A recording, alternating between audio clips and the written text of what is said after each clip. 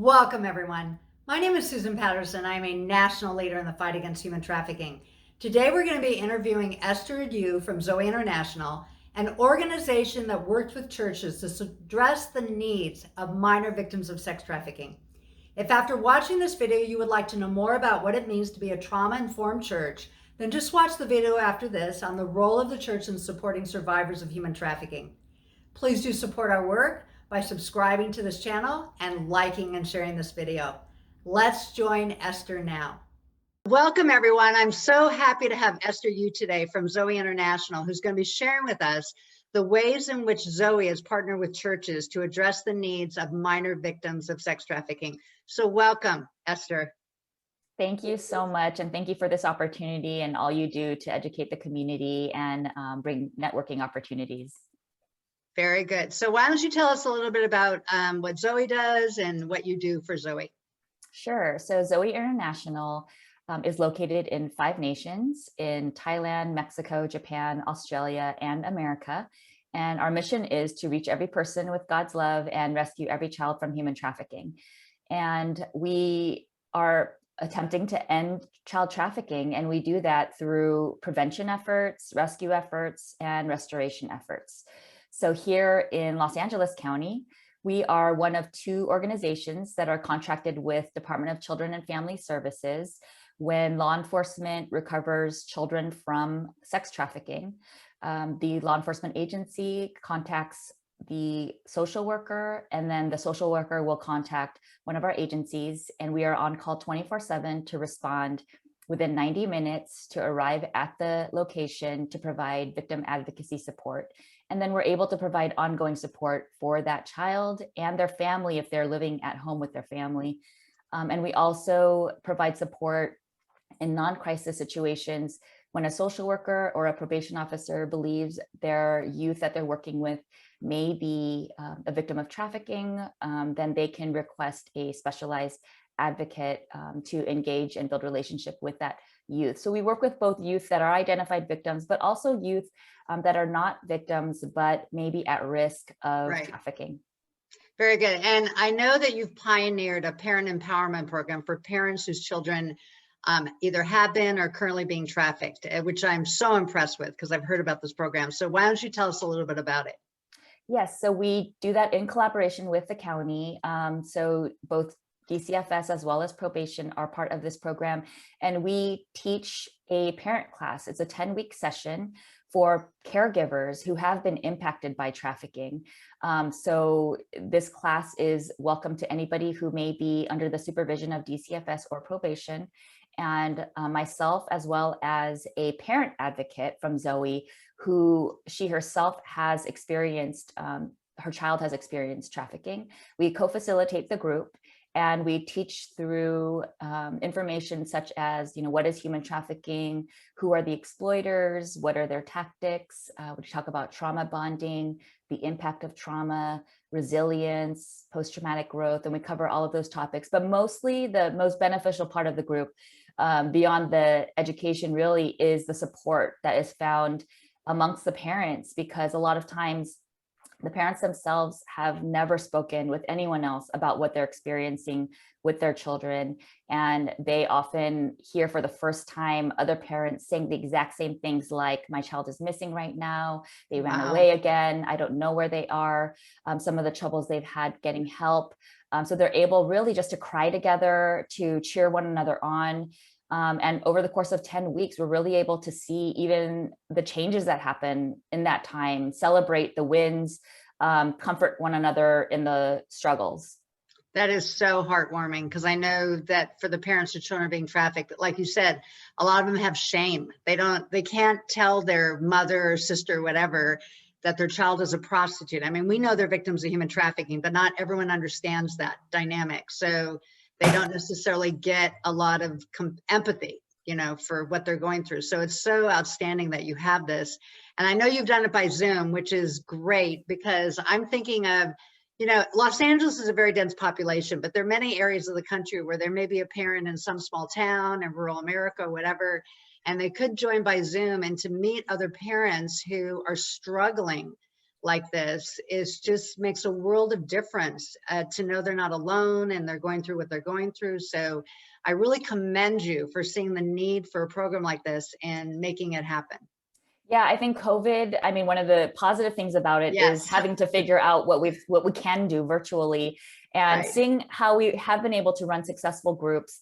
We do have plans to open this up really nationally to be able to offer virtual groups for parents nationwide. That's so exciting. And just for our audience, Esther, we're going to have the contact information for Zoe. So anyone who wants to start a program like that, you'll know who to contact. So the next question I want to ask you is, how have you partnered with churches to address the needs of victims and survivors of sex trafficking? Because I know a lot of churches want to do something, but they're intimidated. And honestly, they should be intimidated because it takes a lot of training to know how to work with someone who has PTSD, who's been traumatized in this way without triggering them. So how exactly has Zoe partnered with churches? Yes, so Zoe is a Christian organization. We could not do our work without the faith community. They have really come alongside us in what we do. And so, I mean, first off, financially supporting a lot of the work that is not funded, that we have to use private dollars to be able to do a lot of the work that we do. So just the financial support we've received from churches. But really churches, like you said, they want to do something. And I Yes. think it's part of what we've been able to do creatively is really learn the different types of churches and their capacities and figure out a way where they're really able to engage and support needed resources and supports that the families and the children are needing. And so some of what we've been able to do is on a most basic level, it really is meeting basic needs. If the children, and sometimes when they're living with their families, we have children that are living at home with their families, in foster homes or in group homes. And so for those who are living with their families, especially, if that family is in need of something in emergency crisis, such as they're suddenly going to have to move because they are getting targeted by traffickers, or unsafe people are reaching out to them where they live, they know where they live, and they're suddenly needing to move. If they're not able to get the support from government funding and victims of crime funding, we've really been able to reach out to church support and other, foundations that have been able to come through, help us with their initial move. Because a lot of times with the system, it takes, weeks sometimes. And with our children and families, with what we're dealing with, it's a crisis. They need Yes. immediate help. Yes. And so that, I have to say, is what exploiters will take advantage of, because they Yes. know the system takes time. And many times they're willing to meet emergency basic needs in order to exploit the child or family. And so that's where churches have really helped us to help us meet those kinds of needs, or sometimes just furniture needs. There might be a young adult who's maybe 18 and older who's working and she's traveling on her bicycle, and she might need a bike because her bike is broken down. So transportation, a lot of times they have really been helpful, especially with gift cards, because our advocates are often going out and meeting with the kids, taking them out to eat. Sometimes they are missing from care, and so they haven't been eating for days, but they're willing to meet with us because we're able to provide, some food for their basic needs. So churches have done, gift card drives, as well as the children often need clothing, right away, because unfortunately the children get moved from, a home to another home, and it takes some time for their belongings to travel with them from home to home. So they're often needing, clothing immediately when they enter a new place. And so just having clothing available in various different sizes, toiletries, as well as, emergency bags. When we respond with police and social workers, we arrive with a care bag that, contains clothing, food, you know, coloring books and things that can calm them down in a really stressful situation. And then other ways that churches have come through really is a lot of times, especially during COVID, the children were trapped. They felt trapped in their homes.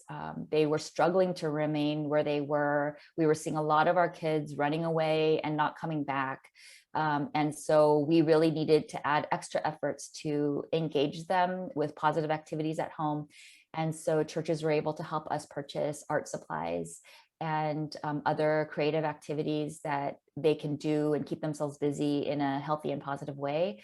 So that's just material needs, but also what we've really been loving doing is if a family is living near a church partner, we've really been able to connect some of our young survivors as well as their families to a local church to provide emotional, spiritual support, as well as material support. So, churches have been able to go by maybe once a month, bringing some groceries for that family just to bless them, and just building a relationship from there, asking if they can pray for them, asking if there's anything else that they may need. So churches have been doing great here in LA County, and all over LA County. We serve families as far north as Lancaster, as far south as Long Beach, as far east as Pomona. And so we've been developing relationships with churches all over LA County and have been so encouraged by churches that really do want to help, but they don't always know how. And some of the churches have just offered to even host events. Obviously, during COVID, we were on pause, but in the past, churches have come through just hosting workshops that we're doing or activities. They've offered their space whenever we needed to host a larger group. Right. Right. And one of the things you said, I just want to bring to light that's really important is that churches can mobilize very quickly. So if a family has a child who's been trafficked and they get their child back, that trafficker is going to be looking for that child, because otherwise, if one of them gets away, then the others start thinking about running away. So they have to, and a church can mobilize very quickly and help move that family to a location that, the trafficker's not aware of. I know that was done where I live in Orange County for a family, and they immediately, as soon as she got away, they put out on social media that they were looking for her. And she knew she was targeted. So, the family, what do? You can't, the church has the resources. You go someplace else and they don't necessarily, people have their families, their friends or whatever, but in some cases it needs to be the church. Yeah. And I think, on that point, a lot of our children are living with their families, and these families do not have a lot of safe people to turn to. I often have thought, man, if they just had a church family that can really come around them and surround them, just even simply for support when their child goes missing, for prayer that they can reach out absolutely. to, please pray, my child's missing again tonight, praying for divine intervention. And so just, even for Zoe, when we are experiencing crisis on a daily basis, just gathering our prayer partners to pray, if we have some immediate, crisis needs, and really seeing God come through. So the families are really needing that kind of support. Yes, because what they're going through can be paralyzing. Yes. Definitely. I like that. Now, you had mentioned when we had talked about a mentoring program. Could you want to share a little bit about that?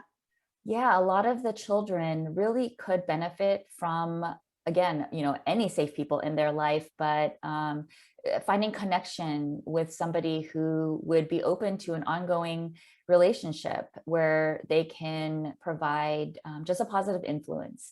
And so we would really love churches to connect with a local anti-trafficking organization that has expertise in trauma and human trafficking, so that they could train the church and individuals who might be interested in mentoring.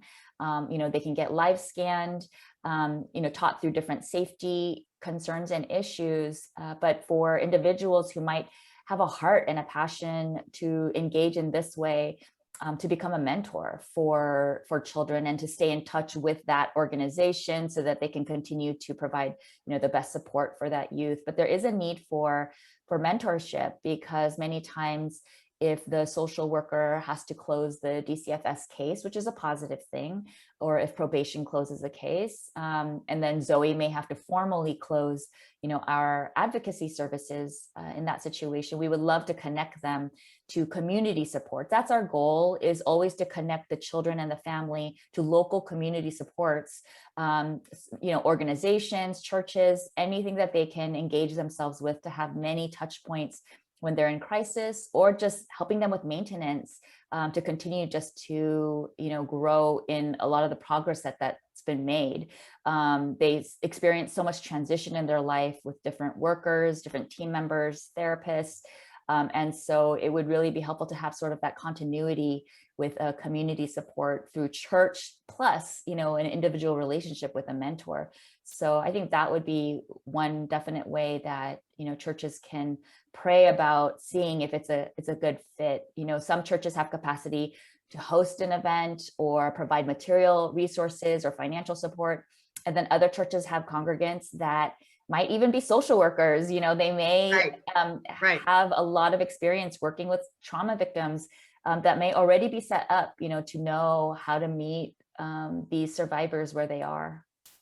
Yes. And a couple of things that I know is that I know when families have gone through that kind of trauma, the family is very stressed. Sometimes the inside the house can be very stressful. And just to have someone be a friend to this person, say, hey, let's go for a bike ride. Or let's go shopping for makeup. My budget is whatever, some small thing, $35, $40, whatever. Let's go shopping and see. And then, you sit there and they do your makeup for you. And it's so enjoyable. It's so much fun. And it feels normal because their lives have not been normal, sometimes for years. Yeah, parents often are working, sometimes 2 jobs. So they're often not home. And that may be part of the vulnerability, that the child is often left unsupervised, but they may come from a loving family, but there isn't a lot of, supervision. And so, having that child connect with a trusted person in the community that can just be available, sometimes even just, can you help me get a ride to my job? Sometimes we struggle with that, just even helping the children get to their extracurricular activities, really positive things in their life that the family just doesn't have the support to be able to help them do these, great things. Right. And it's also important for these survivors of sex trafficking to have a relationship with someone in the community who accepts them the way they are. Because I know for them, there's a lot of shame. They know their story, they accept them.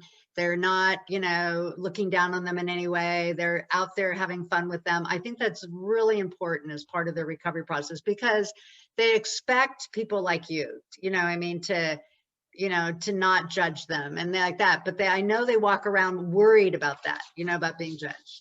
Yeah, and I think the church community is really set up to be such a great support to these children and families, because they have often experienced people giving them things in order to use them, in order to take advantage of them, in order to exploit them. But churches can come, with unconditional love, with the love of God, just because they want to love on this person so that they can experience that kind of love, and, without any conditions. And the reason why I think it's important to connect with a local anti-trafficking organization is because there are a lot of safety concerns and risks. And so I think it's important for churches to partner with an organization that can help guide some of the things that could come up, in terms of requests that are made, and maybe the church doesn't know if it's okay to help with this particular need. It's really helpful to communicate with the organization to ask for, tips and guidance. Yes, it's very important our churches become trauma informed. Yes. So is there any other suggestions you would suggest to a church, how they can intervene in the lives of these victims? I think another need is children often do go missing. They run away from where they're living for one reason or another. Sometimes they're experiencing violence and abuse in their own home. And so, they're out on the streets, and that's where, unfortunately, the traffickers will be right there to take them in, provide a place for them to stay, give them food, meet their basic needs in order, like I said, to exploit them. And so, but sometimes when the children are ready to leave and able to get away, they need safe places to run to. So Zoe does get calls from children, after hours. Many times their support team is not available after, business hours are done. So Zoe does have a 24-hour hotline that our children are aware of. And so they will contact us. But what happens from there is it does take several hours, for us when we contact the county. It takes several hours for an emergency worker to arrive. If it's an emergency, we can call 911. Oftentimes the children don't want us to call, the Yes. police. Yes. But, in a non-emergency situation, if they're just needing a ride back home, then we do reach out to the county, but it does take a lot of time. And so one of the things that we think could be helpful in areas where children are often in when they're getting exploited, when they're near those areas, it would be great to partner with those churches that are near there to have maybe drop-in hours where maybe a Yes. child, we can tell that child, look, I know Yes. you're often in this area. You can Yes. go to this church. It's safe. You can tell them, you're connected with an agency like Zoe, and you can go and get food, water, and a safe place to rest while you wait for the social worker to arrive. So the children do need safe zones to go to, especially after hours, to wait for a worker to arrive to take them Yes. to a medical treatment center. And so we would love to train churches to be safe places and know sort of how to respond in those crisis moments. We know a lot of churches are not open 24/7, Yeah. but if some of the churches are set up to be, have somebody there and available, maybe even until, through some of the evening, or allowing us to have a contact to reach out to them after hours where they could make their, location available to a child in need. That is definitely a need, is some kind of a drop-in type of place for the children when they're ready to return. Also, To there their is, families, right. yes. So Esther, that sounds really intriguing. Tell us more about these safe zones. So currently the county does have identified safe zones like hospitals or police stations or fire stations that children are able to go to. But as you may assume, most of the times children do not want to go to a police station. Yes. And so what we've been able to do is, partner with locations where maybe the child is willing to go to a public place, so that we can meet them in those places and wait for a worker to arrive, because it does take some time for the county worker to arrive. And so we would love for places like churches to be a safe zone that a child could go to seek, basic need assistance like food, clothing, shelter, and then be able to wait there safely for the county worker to arrive. So then we could even train those churches, if they identify themselves as a minor, how to call the county and inform the county that they have a minor who is part of the foster care system, or who, needs to return home. And getting guidance from the county and making sure that everything is acceptable by the county standards. Yes, and I know that a lot of churches have food pantries, so they're already dealing with the public, so to speak. And then if that child could come to a food pantry and identify themselves as someone who is ready to come in from their pimp or whatever, then they know to immediately take that child to an office or something and set them up with a coloring book or whatever it is that you would suggest, while they call the county. That would be invaluable, because if they are trying to get out, as we know, the pimp's going to be looking for them. And, so they need to know someplace that's safe, and they don't want to go to the police because, like you said, they've been brainwashed by their trafficker that they're going to be arrested or, punished or whatever. And that's not true. We really want to take care of these minors. We don't see them as really breaking the law, but, people trust their church. They trust their church, but even in a hospital, they see as a government agency. Yeah, and there aren't many safe places for people to go to, and we serve also 18 to 21-year-olds, and so if they knew of a place like that they could go to, it isn't as challenging, because for the minors there are a lot more restrictions and guidelines. But for the 18 and 21-year-olds, sometimes they are needing a ride back home. And so if we, had churches to tell them to go to, that maybe they could get some food and clothing and rest for a minute, and then trying to coordinate transportation for them to return home, that would be helpful.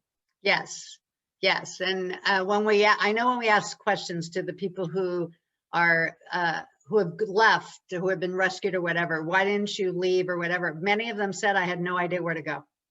Yeah. And some of these churches, if I know some churches like to even have like a room and a shower available for emergencies, like unhoused people that are in the community. Mhm. Even something like that, especially for our 18 to 21-year-olds, if they just needed a place, for a couple of days while they're waiting for the official housing to kick in. We've had situations where our 18 to 21-year-olds had nowhere to go because they were waiting for their transitional housing to start. And they were out on the streets, sometimes staying in a car with somebody, and we were trying to get them to have a safe place to go to in the interim. Right. So just supplying a hotel voucher.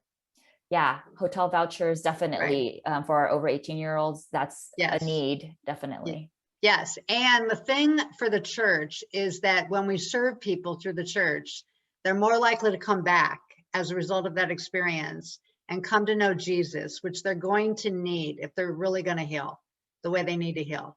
Yeah, we would love for, if this individual really experienced authentic love and care, and they were open to building a relationship with the church, and, just to be able to experience the healing that they can experience in Christ. Yes, absolutely. So is there anything else you want to add to anything that you think our audience needs to know?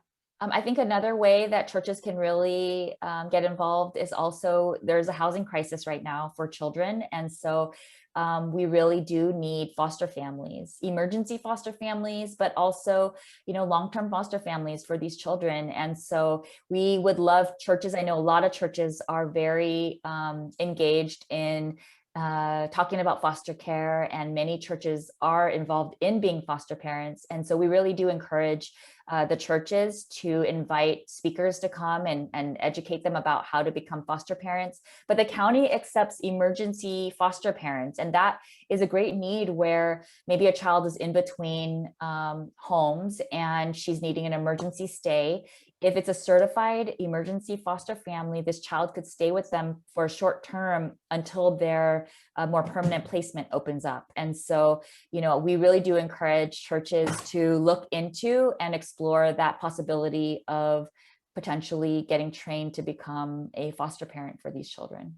Right. And I know that I'm a foster adoptive mom, so I have an experience. And I know that one of the things that people are concerned about is that they don't feel adequate to deal with children who've been traumatized or whatever. And as someone who's been through that, I can just share that I know, at least in Southern California, the counties offer phenomenal training to really help you how to take care of yourself, how to address the needs of that child. They offer counseling that you can take the child to. I mean, there's just an abundance of support because the Department of Children and Family Services want the whole thing to succeed, both for the foster families and for the child and everything. And they know they have to provide a lot of support.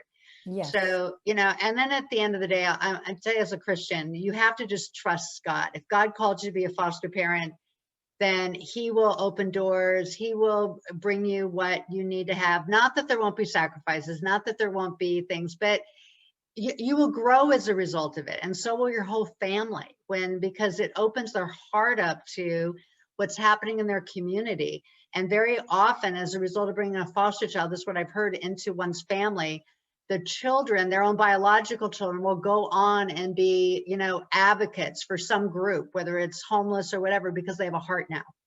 Yeah, definitely. And just to add, in part of this housing crisis, Zoe, we are opening up a home as well in LA County, in North LA County. The state now calls, instead of group homes, they're called short-term residential therapeutic programs and STRTPs. And so we are opening up an STRTP. We're in the final stages of licensing. We hope to open any day now, and that will be a home specifically for survivors of child trafficking. So that's another part of the program we're very excited about, so that the children we serve now who are really needing a safe, trauma-informed home, we can refer them to this home. Very good. And also, when you and I talked, you said that you had some literature information you could give to churches about some of the things that we've talked about, like that. So how would they access that literature? Sure, they can contact Zoe. They can email info@gozoe.org and just express that they watched your video and what information that they're interested in, and getting, having their church get more involved in helping with human trafficking. And then we can definitely share resources with them depending on what they're looking for. Right. And I know there are nonprofits across the country, even maybe around the world. I mean, YouTube is, a very big platform, who may want to be doing what you're doing, as partner with churches, and especially the parent empowerment program. So I want to encourage our audience to contact you and get some guidelines, because it's such a big, in the whole picture of sex trafficking and the families and the child, it's such a big missing, the support for the parents. It's like that. We're hyper focused on taking care of the children, which we should be. But, there's just not the resources, there's not support. And I know someone who's been, I actually know your parent advocate, and, these parents get together and they cry together. I mean, it's so healing. They have so much loss. They're in agony if their child's missing, and to talk to someone else whose child's also missing, and to pray together and share together, is what we as a faith community are called to do. Yeah, we really want the family to be reunified. And so that is also what the county is working towards as well, if they can identify a safe person for the child to reunify with. However, the family and caregivers need help. They need help to receive this child back who's experienced so much complex trauma. And so, the churches need the support of agencies that really do understand the issues and can provide training and support as they come alongside the families. Yes, very good. So I want to thank you so much. I mean, the information you provide has just been invaluable. I learned so much every time I talk to you, Esther. Thank you so much for being here. Thank you so much for the opportunity, Susan. Yes, absolutely.